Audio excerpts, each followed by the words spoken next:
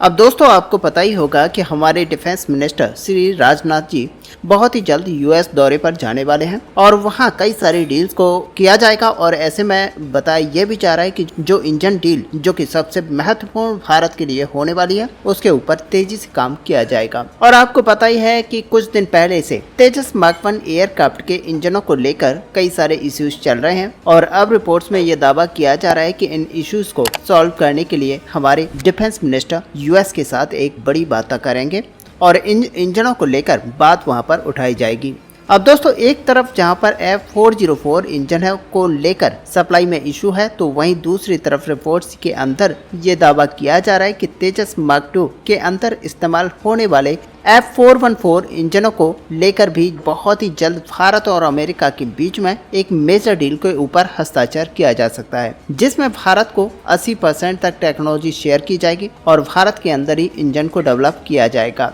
और ऐसे में यहाँ पर कुछ मीडिया रिपोर्ट्स के हिसाब से बताया जा रहा है कि आने वाले 6 महीने के अंदर ही अमेरिका और भारत के बीच में ये जो लैंडमार्क डील है वो साइन कर ली जाएगी। और हाल ही में इकोनॉमिक्स टाइम्स के एक रिपोर्ट्स के अंदर ये दावा किया गया है कि जनरल इलेक्ट्रिक के सीईओ की तरफ से ऑलरेडी टेक्नो कमर्शियल बिड का सबमिशन किया जा चुका है, जो कि डिटेल डिस्क्रिप्शन को यहाँ पर आगे बढ़ाएगा। और ऐसे में यहाँ पर फाइनल किया जाएगा कि आखिरकार भारत को किस तरीके से ट्रांसफर ऑफ टेक्नोलॉजी शेयर की जाएगी। यहाँ तक कि इस रिपोर्ट के अंदर ये दावा किया जा रहा है कि इंडियन गवर्नमेंट की तरफ से भी फाइनल अप्रूवल दे दिया गया है ताकि F414 इंजनों को भारत के अंदर लाइसेंस एग्रीमेंट के तहत बनाया जा सके। और इसे लेकर ट्रांसफर ऑफ टेक्नोलॉजी को हासिल करने को लेकर भी गवर्नमेंट यहाँ पर इंतजार कर रही है। यहाँ तक कि रिपोर्ट्स के अंदर ये दावा किया जा रहा है कि जनरल इलेक्ट्रिक और HAL के बीच में इस बिड को यहाँ पर सबमिट किया गया है और रिव्यू यहाँ पर किया जाएगा और उसके बाद में एस्टिमेटेड कॉस्ट करीब $1 बिलियन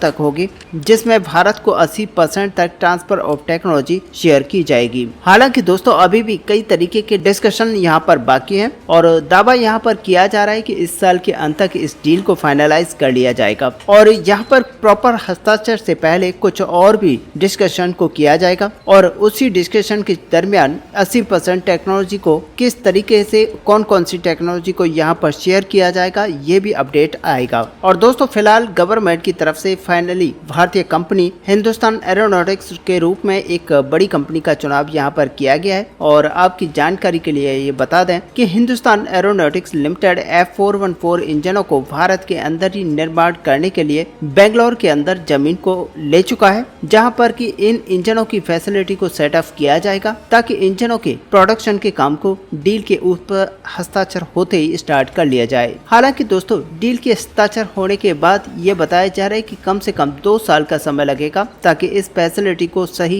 ढंग से एस्टेब्लिश किया जा सके और उसके बाद में प्रोडक्शन के काम को स्टार्ट किया जा सके। यानी कि आप मानकर चलिए कि आने वाले 6 महीने यानी कि साल 2025 के शुरुआती महीने में ही अगर डील के ऊपर हस्ताक्षर कर लिए जाते हैं तो संभावित साल 2027 में भारत में F414 इंजनों के प्रोडक्शन के काम को शुरू कर दिया जाएगा। और अगर देखा जाए तो तेजस मार्क 2 एयरक्राफ्टों की टाइमलाइन जिस तरीके से यहाँ पर सेट की गई है वो साल 2027 में इंजनों के प्रोडक्शन को शुरू होने पर कोई असर यहाँ पर नहीं पड़ेगा। और साल 2026 में जहाँ तेजस मार्क 2 एयरक्राफ्टों की फर्स्ट फ्लाइट को अंजाम दिया जाएगा तो वहीं पर एयरक्राफ्टों के प्रोडक्शन काम को साल 2029 तक स्टार्ट किया जाएगा। यानी कि तब तक भारत के द्वारा बनाया हुआ नया इंजन बनकर रेडी होगा और तेजस एयरक्राफ्टों में इंटीग्रेशन करने के लिए अवेलेबल होगा। लेकिन वहीं पर अगर F414 इंजन की डील के ऊपर हस्ताक्षर करने में किसी भी तरह का डिले यहाँ पर देखा जाता है तो कोई डाउट नहीं होगा कि ये पूरी डील यहाँ पर डिले होगी तो उसका इम्पैक्ट यहाँ पर तेजस MK2 फाइटर जेट के ऊपर भी जाएगा। और सच माने कि इससे भारत को काफी असर पड़ेगा। जिस तरीके से तेजस मार्क 1 एयरक्राफ्टों के प्रोजेक्ट को डिले का सामना करना पड़ रहा है उसी तरह से तेजस मार्क 2 एयरक्राफ्टों को भी यहाँ पर डिले का सामना करना पड़ सकता है। हालांकि एयरक्राफ्टों के प्रोटोटाइप के निर्माण के लिए ऑलरेडी भारत के द्वारा अमेरिका से इंजन्स को परचेज किया जा चुका है और उन्हीं इंजन्स के बलबूते पर प्रोटोटाइप का निर्माण किया जा रहा है। फिलहाल रिपोर्ट्स के मुताबिक भारत के पास तेजस मार्क 2 के प्रोटोटाइप को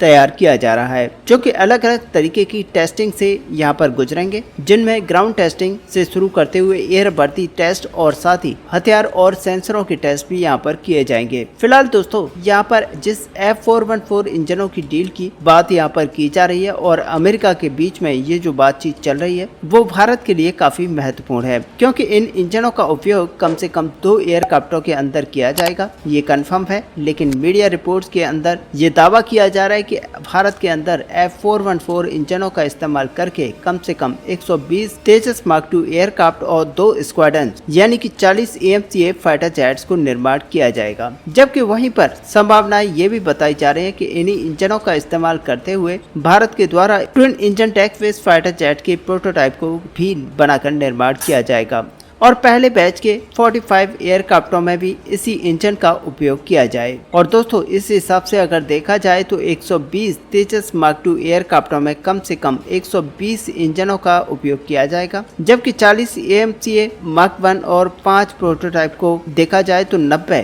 F414 इंजन और साथ ही 45 twin engine deck based fighter jet aircraft और साथ ही उसके 5 प्रोटोटाइप के अंदर 100 F414 इंजनों का उपयोग किया जाएगा। और इस हिसाब से अगर आने वाले सालों को देखा जाए तो भारत को कम से कम 300 से 350 इंजन F414 मॉडल के चाहिए और ऐसे में भारत को ये निर्माण करने होंगे। और अगर भारत को अपनी टाइमलाइन को यहाँ पर छूकर चलना है तो सच माने कि ये सब अमेरिका के साथ मिलकर भारत को रेडी करना पड़ेगा। लेकिन ये सारी चीज़ें यहाँ पर डिपेंड करती हैं कि आखिरकार अमेरिका भारत को किस तरीके से टेक्नोलॉजी शेयर करने में मदद करेगा। जबकि AMCA मार्क II एयरक्राफ्टों के लिए भारत के द्वारा ऑलरेडी एक नए इंजन को बनाने का संकल्प रखा गया है और इसके अंतर्गत अमेरिका, ब्रिटेन और फ्रांस जैसे देश के साथ बातचीत भी चल रही है। ऐसे में दोस्तों आपको पता ही है कि भारत के पास खुद के कोई प्रॉपर इंजन नहीं है, जिसके कारण भारत के अन्य देशों के इंजन को लेकर यहाँ पर डिपेंडेंसी रखनी पड़ रही है। लेकिन अगर ट्रांसफर ऑफ टेक्नोलॉजी और साथ ही मेक इन इंडिया इनिशिएटिव के तहत इन इंजनों को भारत के अंदर ही तैयार किया जाता है तो सप्लाई चेन और मेंटेनेंस को लेकर भारत को यहाँ पर निर्भर नहीं रहना पड़ेगा। और ऐसे में दोस्तों यहाँ पर ये कंफर्म है कि इसी साल के अंत तक F414 इंजन की डील के ऊपर हस्ताक्षर दोनों देशों के द्वारा कर दिया जाएगा। और वहीं तेजस मार्क I एयरक्राफ्टों को लेकर भी अपडेट ये आ रहा है कि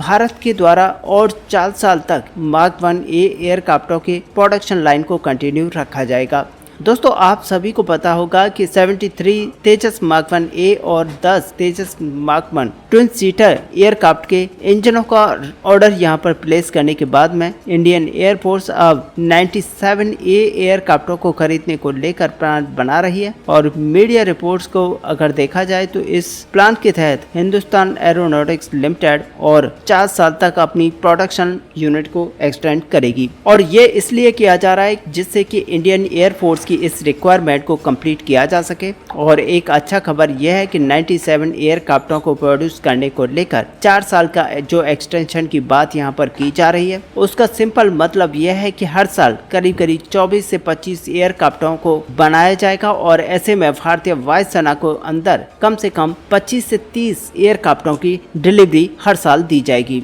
साथ ही दोस्तों आपको बता दें कि पिछली बार इन तेजस एयरक्राफ्टों का जो ऑर्डर है वो साल 2021 में प्लेस किया गया था और इसी साल मार्च महीने से इन एयरक्राफ्टों की डिलीवरी स्टार्ट की जानी थी। लेकिन इंजनों के इश्यूज और कई तरीके के अन्य इश्यूज के कारण तेजस एयरक्राफ्टों की जो डिलीवरी है वो नहीं हो पाई है। लेकिन हिंदुस्तान एरोनॉटिक्स लिमिटेड ये कमिट कर रहा है कि पहले एयरक्राफ्ट की डिलीवरी में यहाँ पर समय लग सकता है, लेकिन सभी बाकी के एयरक्राफ्टों को समय रहते भारतीय सेना को हैंडओवर कर दिया जाएगा। ऐसे में दोस्तों आपको बता दें कि इस बैच के अंदर जो 83 एयरक्राफ्टों का ऑर्डर किया गया है उन ऑर्डरों के तहत हिंदुस्तान एरोनॉटिक्स लिमिटेड की तरफ से जो फैसिलिटी है वो साल 2029 तक कंटिन्यू की जाएगी। जबकि उसके बाद में और 97 एयरक्राफ्टों के लिए प्रोडक्शन लाइन को और भी ज्यादा एक्सटेंड किया जा सकता है। और ऐसे में आप मानकर चल सकते हैं कि 32 से 33 तक इस प्रोडक्शन लाइन में काम स्टार्ट रहेगा। ऐसे में दोस्तों असल में देखा जाए तो भारत बहुत ही तेजी के साथ अपनी वायुसेना की कमी को पूरा करना चाहता है और इसी के तहत काम किया जा रहा है।